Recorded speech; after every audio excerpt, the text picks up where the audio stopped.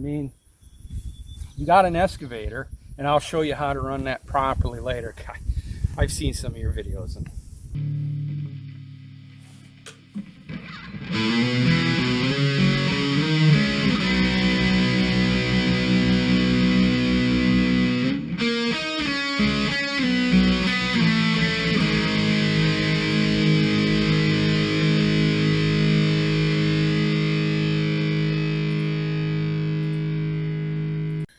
All right, Kapper here, and we're out at Kapper Outdoors farm, and we got a special guest here. Schick Happens is his name. And last night we had a tree go down. A root ball came up and went down just like it sits right here. So I'm glad we got an expert, helping us out this weekend. So let's get another opinion. Schick Happens, what do you think on this? How would you handle this if this happened on your property? All right, well, the first problem I see is it wasn't a bad root ball that took this down. You had some birds up here nesting.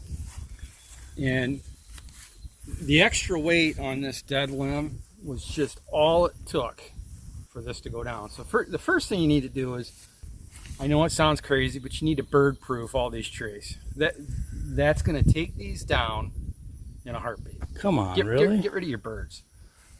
I mean, you hunt, right? Yeah. But now that it's down and the birds have done their damage, you need a little bit of learning.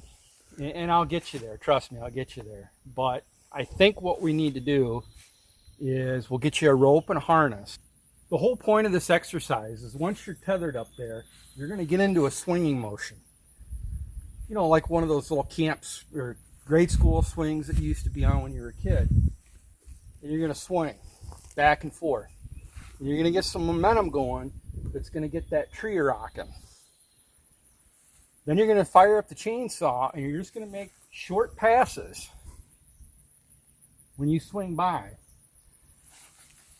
And when you get to the opposite pendulum side there, you'll get just enough of it that when you come back through, that momentum and force is going to drop the top of that tree. Well, not only that, but we'll get your boat out of the way, but that's going to provide some good fish cover. Spawn's probably about over, but that's a nice shallow spot for that to drop. But once that's off, we're going to repeat the process. We're going to come down a few feet until we get to about right here, and then we'll get the crane going. Well, can't I just use the excavator and I could see maybe if I got to cut the top off for you, but can't I just use the excavator then and take it out the rest of the way? No, because you're going to be getting too close to the water. And if just with your experience running that, I'm just afraid you're gonna dump it. And then you got a whole new set of problems you got to deal with. I'd avoid that completely. You got an excavator, and I'll show you how to run that properly later. God, I've seen some of your videos. And let's just do the swing chop method till we get down to about right here. We get down to here. Now you're probably inexperienced running, and you probably got a pole and chainsaw. But we'll get it down to here, and then we'll get the big boy out, and I'll show you how we can turn this and get it at the right angle to chop it up in the appropriate amounts. Well, I don't really need it for firewood. I mean, there's nobody burns down here. We could just chuck it in the woods. Or you get this right, you get your little spoke shave out, and you trim this bark off. It'd make a nice utility pole to hang a salt block from for deer. Well, that's illegal in Illinois, so I got to be careful. Yeah, but you're on private property. If you don't want to go the salt block route, and that's something you can't do, you're not into, it's illegal, then we want to steer clear of that. But I still think you should shave this down by hand to give it the hand hewn look. Then what I probably do is, and I'll show you how to dig proper holes, is get this buried in the ground. And this might be a perfect spot for it, right? It'll interfere with your lane, but right here in the center, and before we get this in the ground, what we can do is we can just staple pie plates all the way around it. And that's going to deter birds from flying in your trees and preventing this whole mess in the first place. All right, crack it open in 2.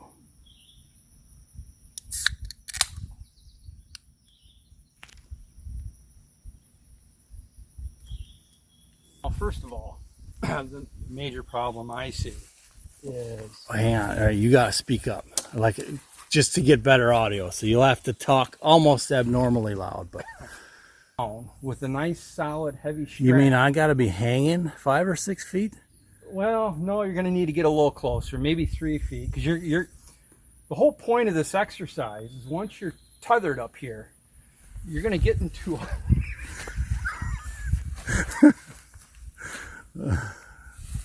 All right. Let's just do the swing chop method till you... Okay. All right, go ahead.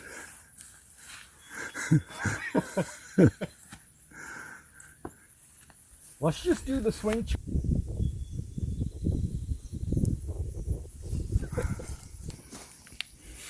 All right. All right. Well, you know, if you don't want to go the salt block, God damn it. If you don't